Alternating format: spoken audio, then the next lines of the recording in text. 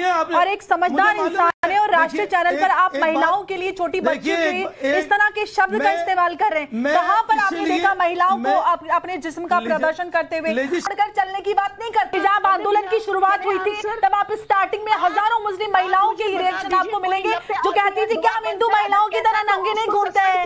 इस तरह की सोच रखते हैं तो सवाल है, जो पूरा लड़ाई है वो सोच के खिलाफ है। कानून फॉलो करने की आदत नहीं है। अब जब डंडा मार के आपको कानून फॉलो और कानून याद दिलाया जा रहा है ना तो आपको बड़ी दिक्कत हो रही है। ऑर्गेनाइजेशन करना चाहते हैं, आपकी प्रोपेगेंडा का समर्थन होना चाहिए।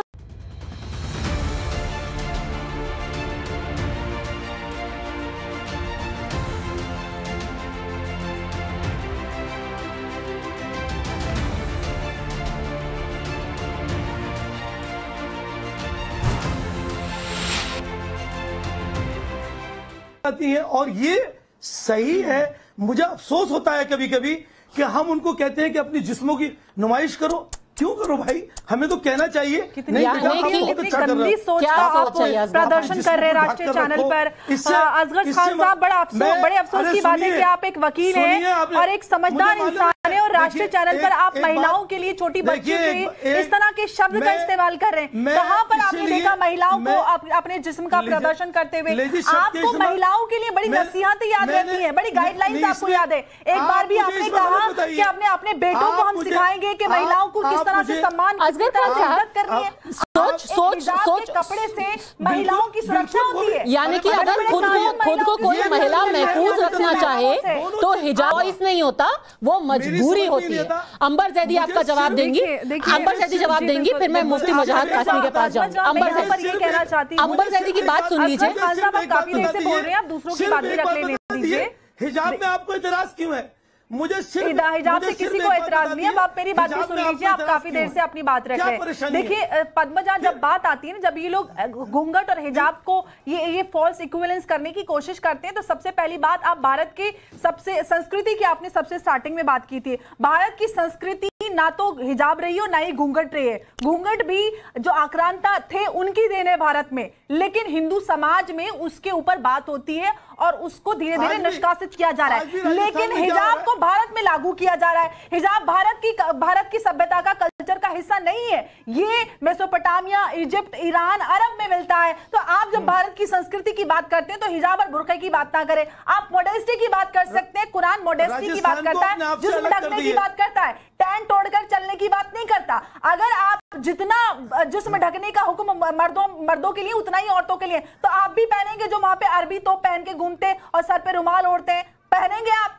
बताइए, पहनेंगे आप? तो महिलाओं के ऊपर जो आप अपनी पितृसत्तात्मक सोच और अपनी जो इस रिलीजियस सुप्रीमेसी का साबुत ठोकना चाहते हैं ना, ये आपकी कमजोरी है। महिलाओं की सुरक्षा की बात नहीं है। महिलाओं की सुरक्षा की बात होती है, अधिकारों की बात होती है, तो आप निकलते शाहबानों के लिए, आप शायरा बानों के लिए निकलते, आप तलाक़े हसन के लिए निकलते, आप महिलाओं के अधिकार के लिए निकलते, आप महिलाओं की एजुकेशन के लिए निकलते, आप महिलाओं को घर में रखकर अनपढ़ बनाकर उनसे बच्चे पैदा करवाते हैं, उनको उनके बेसिक अधिकार नहीं देते। आप महिलाओं के अधिकारों की बात करते हैं। अंबर की शुरुआत हुई थी तब आप स्टार्टिंग में हजारों मुस्लिम महिलाओं के रिएक्शन आपको मिलेंगे जो कहती थी क्या हम हिंदू महिलाओं की तरह नंगे नहीं घूमते हैं। इस तरह की सोच रखते हैं तो सवाल है, जो पूरा लड़ाई है वो सोच के खिलाफ है। और अपनी कैरेक्टर के लिए, अपनी इज्जत के लिए, अपने सम्मान के लिए खड़े होना हर औरत का, हर महिला का अधिकार है। आप ये अधिकार नहीं छीन सकती। और जो आप लोग राजनीति करते हैं, विक्टिम कार्ड खेलते हैं, जो देश में प्रेस्क्राइब डेसिबल्स है उसको फॉलो करना हर किसी की जिम्मेदारी है। आप लोग कानून क्यों नहीं फॉलो करते? अजान हो या सड़क में नमाज पढ़ने की बात हो, आपको कानून फॉलो करवाया जाता तो आप बेचारे बन जाते हैं। बिल्कुल के बाद से जितने मुद्दे उजागर हुए हैं, क्या वजह है कि इससे पहले ये मुद्दे भारत में नहीं थे? क्या वजह है कि पहले इस तरह का माहौल नहीं था मुल्क का, अब ये माहौल ज्यादा बनता जा रहा है? मैं तो बार बार इस चीज को रिपीट कर रही हूँ।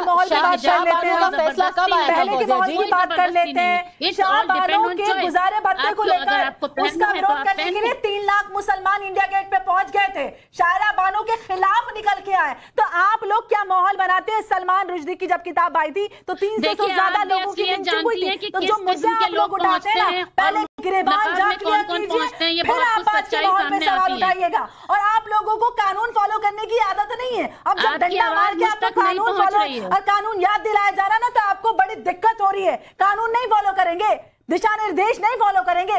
कौन सी ऐसी बात है जो कानून के अनुसार नहीं है और कानून के अनुरूप नहीं है, और आपके ऊपर जोर जबरदस्ती और आप लोगों पर जुल्म हुआ है?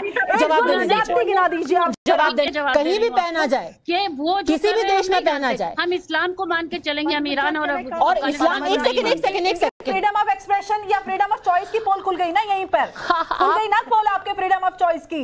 आप कहती हैं वो लोग जो हिजाब का विरोध करते हैं उनका समर्थन नहीं होना चाहिए, लेकिन आपकी राजनीति का समर्थन होना चाहिए, क्योंकि आप भारत का इस्लामाइजेशन करना चाहते हैं। आपकी प्रोपेगेंडा का समर्थन होना चाहिए और उसका सम्मान और रिस्पेक्ट होनी चाहिए। बहुत बढ़िया, प्रोपेगेंडा नहीं है, प्रोपेगेंडा ही है। भारत की संस्कृति को आप इन्वेड करना चाहते हैं, यही तो एजेंडा है जो 2047 मिशन 2047 फॉर्म वही तो है ना, कि भारत को इस्लामाइज करना है, भारत में फतेह हासिल करनी है, गजवा हिंद करनी है। तो यही सब करके तो आप भारत में फतेह हासिल करना चाहते हैं, और क्या करेंगे आप? ये करना चाहिए तो कहाँ से मर्जी हो गई भाई? ये तो जबरदस्ती हुई ना। इनकी मानसिकता है वो सामने आ रही है। ये लोग किस उद्देश्य से भारत में ये सारी मानसिकता को लागू करवाना चाह रहे हैं? इनका उद्देश्य यही है भारत का इस्लामीकरण। क्या कानून कहता है कि आप जबरदस्ती किसी से क्यों नहीं? दर्जनों महिलाओं को मार डाला, क्यों नहीं कहते हो कि ईरान की हुकूमत औरत पर जुल्म कर रही है? शक्रामी की नाक काट थी, 9 दिन से वो लापता थी और पुलिस ने बाद में उनका शव दे दिया। इतनी बुरी स्थिति में उनकी लाश मिली है, कोई निकल के बोल रहे हैं। ये एंकर ईरान से बोल रही है और ये कहेंगे कि ईरान के खिलाफ बोलो मत। हम ईरान में बैठे, ईरान 2014 के बाद हमारे देश में क्या हो रहा है? अरे वाह वाह वाह वाह, क्या बात। इजराइल के लिए तो आप बड़ी जल्दी सड़कों पर निकलते हैं, एहतजाज करते हैं, फिर आप भारत की बात क्यों नहीं करते? फिर भारत की बात क्यों नहीं करते? इजराइल के खिलाफ जो आप लोग एहतजाज करते हैं, भारत की बात क्यों होती है? अगर कहीं पर ह्यूमन राइट वायलेशन हो रहा है इस्लाम के नाम पर, जो इस्लाम के नाम पर यहाँ पर हिजाब की तायद कर रहे हैं, उनसे सवाल ना हो। ईरान हमारा, पूरी दुनिया एक ग्लोबल विलेज बनता जा रहा है और ईरान हमारा पड़ोसी मुल्क है, और इस्लामिक कानूनों का हवाला देकर भारत में इस चीज को लागू करने की कोशिश की जा रही है, और हम ईरान की बात ना करें, ये बहुत बड़ी बात है। पूरी दुनिया उनके समर्थन में उतर रही है, लेकिन हम ईरान की बात ना करें। और जो लोग कहते हैं झूठ है ईरान की और भारत की महिलाओं में, अंबर जैदी, ये दोनों अलग स्पीशीज है, दोनों अलग प्राणी है। क्या था? देखिए, अब सबसे बड़ा सवाल कि ईरान की महिलाएं कहती हैं कि जो आसमान है वो नीला है, और भारत की महिलाएं कहती हैं आसमान काला है। देखिए पद्मजा, सवाल यही है कि महिलाओं के कैरेक्टर के साथ हिजाब और बुर्के को से जोड़ दिया जाता है।